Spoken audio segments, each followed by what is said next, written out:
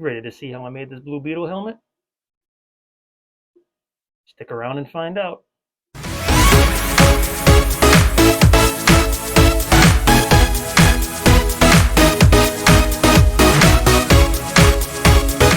What's up, everybody? Welcome to my page. I want to go over how I made my Blue Beetle helmet. I know there's a couple videos out there showing how it was made with a resin printer, but I want to go ahead and show you how I made mine with my regular 3D printer. Now, I decided to do this on my Bamboo Labs X1 Carbon just to show that you can do a fast print with this, still come out very well, and very minimal work, but I still kept all the details. So let me show you what I did. Let's start off with the file. So the file I used was Do3d's V1 file.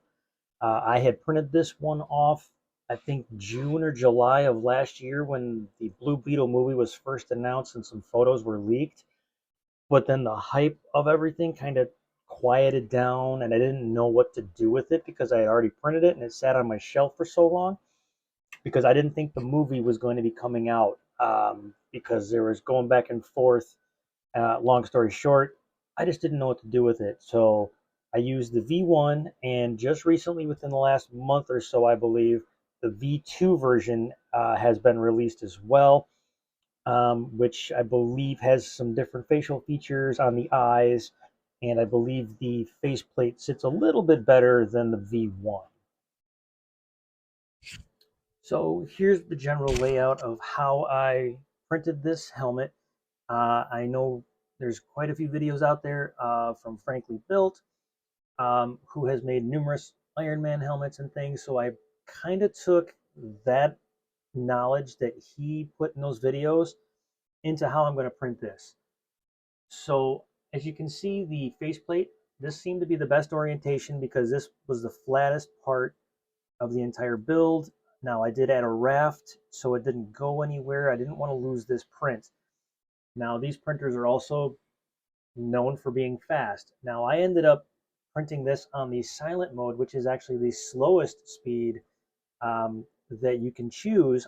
Obviously you can go in and change the settings to be a little bit slower if you'd like, but out of the silent, standard, ludicrous, and sport modes, I decided to go with the silent mode just so I didn't lose this print. Because this was the trouble area with supports. And unfortunately, I did lose a print early on, so that made me learn to turn it down and get this thing slowed down so it would print properly. Now, coming over here, checking out the eyes. This is how I did the eyes, and I wasn't even sure if this was going to work, but again, I put this on the silent mode, slowed it down, put a raft underneath there with supports, and the print came out absolutely amazing. I was very shocked it worked, but I rolled with it, and that's what I came out with. As for my settings, I basically kept it at a 0.16 layer height, just because of the speed. I knew it wouldn't be so bad. I also printed this, even though it says PLA right there for the moment. I actually printed the faceplate and the eyes in ABS because I did want to try out the acetone vapor smoothing, which actually came out very well. And unfortunately, I don't have any footage of that, but I can certainly do a video of what I did because I was playing around with it with a failed faceplate. But as you can see, for the most part, all of my settings in this bamboo slicer, they are not changed. Now, I did change uh, the walls to 3 just because I like having 3 walls on any kind of helmet. And I did change the infill to 10% with the gyroid or gyroid, however you'd like to say it. As for any major settings, the only settings that I did change for supports, obviously one, I added 3 layers for the raft, but then the top Z distance, as you can see, I changed from a 0.2 to a 0.25, and the support object XY distance, I changed from a 0.35 to a 0.5. These settings work very well for me for supports. They popped right off. I can't promise that those settings are going to work for you because unfortunately every 3D printer is different, but it could give you a good base if your supports are a little tough to get off. I've had really good luck with this, and I use this basically on every print now when I use these printers. As for the dome itself, I basically made sure this was flush on the bed. I did not want to print this upside down, as you would lose so much detail up here that I don't even think it would be savable. And if it is, it's just going to be so much work to clean up. Now, I did do this one as well on a lower speed, just because I did not want the supports to fail here and here. But I did also, how I oriented this was with the supports. I went ahead and I removed all of the supports in the center there. And when the time came when I originally printed this, I also made sure to highlight all of this just to really make sure the supports were there, so this thing did not have a fail. And it was probably overkill for the most part, but again, I didn't want them to fail, so to me this just made sense to do. I just gave this a slice, and I believe with this slicer, if I go and do this now, it'll probably take a little bit just because my computer's running a little bit slower. But I believe this took about 10 or 12 hours to print the whole thing.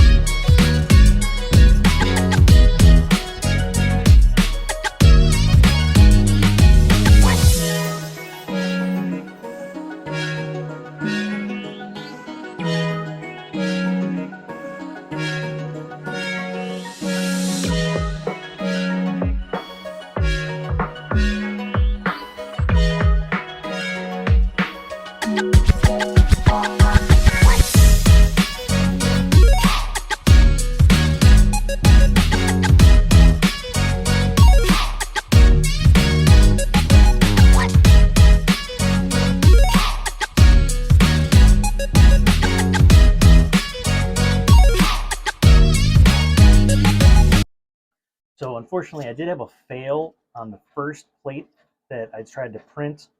I did print it upside down, but I didn't have a raft, and the supports failed here. You can kind of see how the chunk got taken out.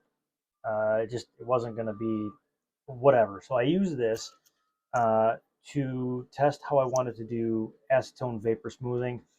I don't have any video on what I did, but it just involves taking some acetone, dropping this into a bucket or something, keeping it above the liquid, and just letting the vapors kind of naturally smooth it.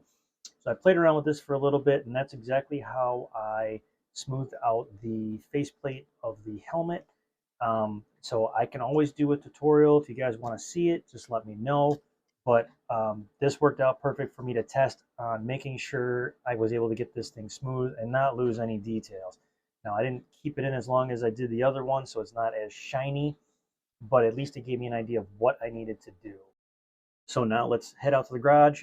I'll show you kind of how my process was on what I did for paint, um, and just kind of go from there and show you what I did, and I'll show you the final results.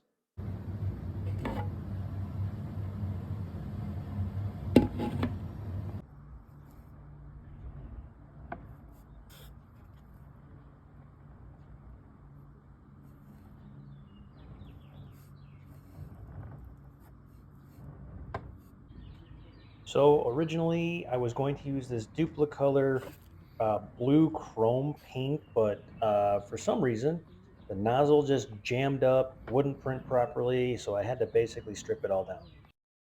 So after the failed attempt on the blue chrome paint, I settled on the matte patriotic blue. I used the Tamiya color shift green purple 1K clear, and then I used a flat black on the faceplate, but I decided to satin clear it as I just didn't like how the look of the flat black looked.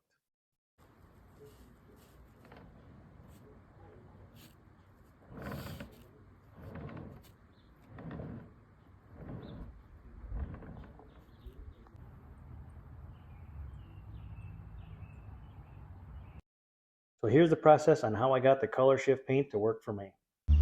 Once I laid everything out, I put 1 coat or 2 coats of Duplicolour primer, followed by the Krylon Fusion Matte Patriot Blue.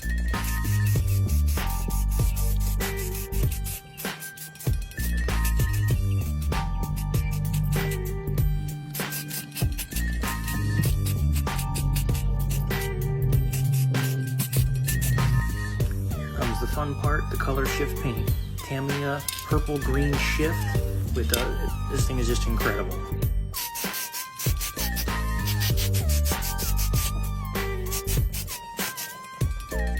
Once dry, 2 coats of 1K clear.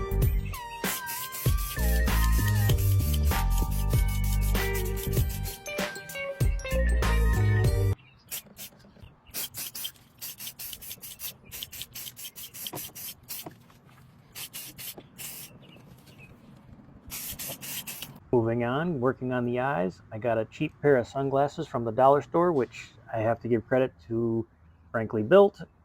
Lenses are all done. Came out just incredible.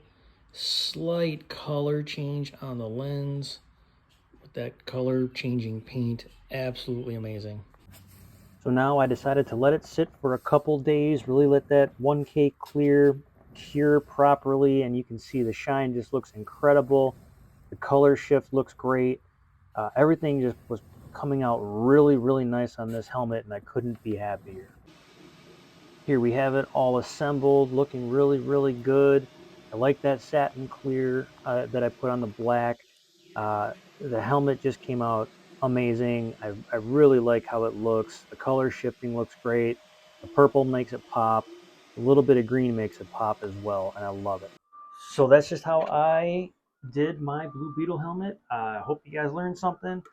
I just think this thing came out absolutely amazing. That color shift just looks killer. I know showing it on camera doesn't do it justice, but I absolutely love this thing, and it just goes to show you can take your time, and you can pretty much make anything. You don't have to have a resin printer. But yeah, overall, very happy with this. Absolutely love it. Gonna stay in my collection for quite some time. And till then, I'll get ready for the movie. Any questions, comments, leave them down below. I'll be more than happy to answer them. And I'll catch you guys on the next one.